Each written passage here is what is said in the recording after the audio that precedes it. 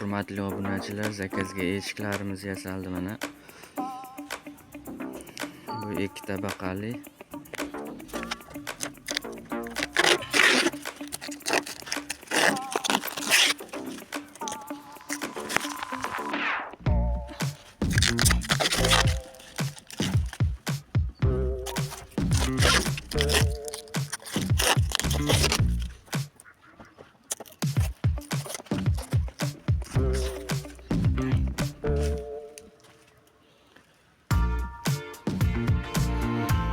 Tabaqalimiz, zamoklarimiz bitta zamok qo'yilgan, darvozani zamoklari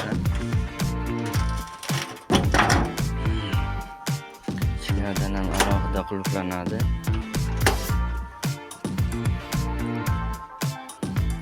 Rezinkalar eshikni o'zidan ham qo'yilgan, karabkalariga ham o'rnatilgan. Sovuqdan himoyasi kuchliroq. Ichiga stiklovata solingan buni. Materiallari ham qalin material ishlatilgan.